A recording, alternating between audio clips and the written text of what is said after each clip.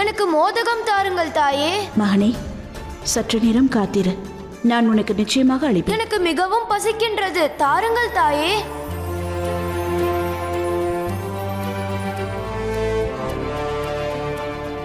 தாயே, தாயே, தாயே.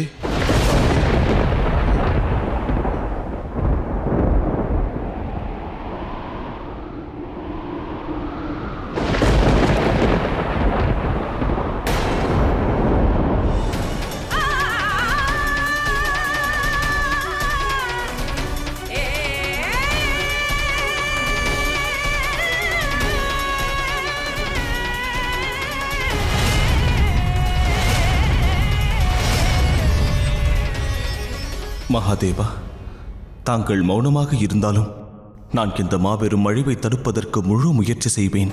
வேண்டாம் நாராயணா, இது வெறும் மந்தகனுக்கும் பார்வதிக்கும் இடையேயான பிரச்சனை அல்ல. பார்வதியின் தாய்மை பற்றியதாகும் நாராயணா. அந்த தாய்மையை தங்களின் சுதர்சன சக்கரத்தாலும் அழிக்க இயலாது, என்னுடைய திரிசூலத்தாலும் அழிக்கலாகாது. ஒரு தாய்மையை மற்றொரு தாய்மையாலேயே அழிக்க இயலும். எனவே இப்பிரச்சனைக்கான தீர்வை கௌரியே கண்டறிந்தாக வேண்டும் நாராயணா.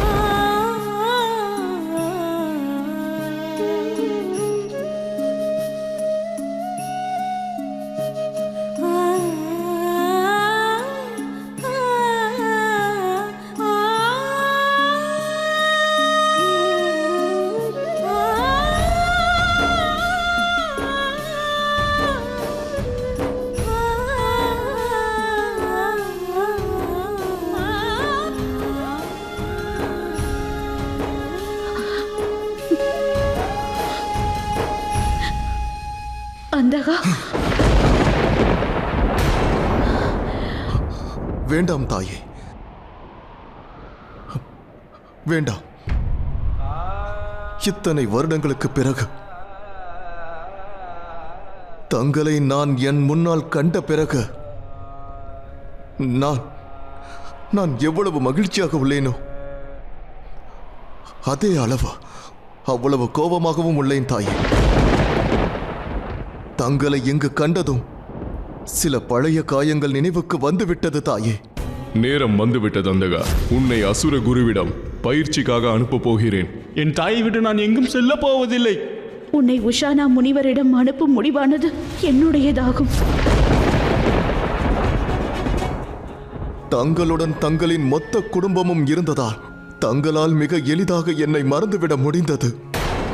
ஆனால் நான் தனியாக இருந்தேன் தாயே, தனியாக இருந்தேன்.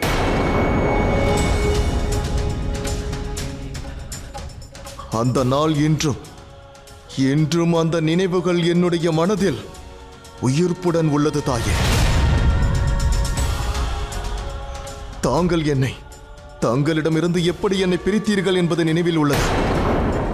அந்த நினைவானது இப்பொழுதும் எனக்கு அச்சத்தை உண்டாக்குகிறது தாயே. இல்லை மகனே, நான் என்னை உன்னிடமிருந்து பிரித்து விடவில்லை. உன்னுடைய பயிற்சிக்காகத்தான் நான் உன்னை சில நாட்களுக்கு அவரிடம் அனுப்பி வைத்திருந்தேன். நான் உன்னுடைய தாயாவின். ஆனால் இப்பொழுது தாங்கள் என்னை புதல்வன் என்று அழைக்கும் தகுதியை இழந்து விட்டீர்கள் தாயே.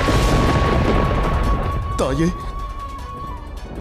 நான் தங்களுடைய கட்டளையைத்தான் நிறைவேற்றினேன். எனது பயிற்சியை முடித்து விட்டேன். இனி தாங்கள் என்னை புதல்வன் என்று அழைக்க வேண்டும் என்றால், அல்லது தாங்கள் என்னுடைய தாய் என்று பெருமையுடன் கூறிக்கொள்ள வேண்டும் என்றால், என்னுடைய இதயத்தில் நான் தங்களுக்கு அளித்திருக்கும் இடத்திற்கு சமமான இடத்தை தங்களுடைய இதயத்தில் எனக்கு அளிக்க வேண்டும் தாயே. மகாதேவா, கடந்த முறை அந்தகனின் சதியால் நான் துர்வாச முனிவரின் சாபத்தை பெற்றேன். அந்த சாபத்தினால் இந்த பிரபஞ்சமே லக்ஷ்மி தேவியை இழந்தது.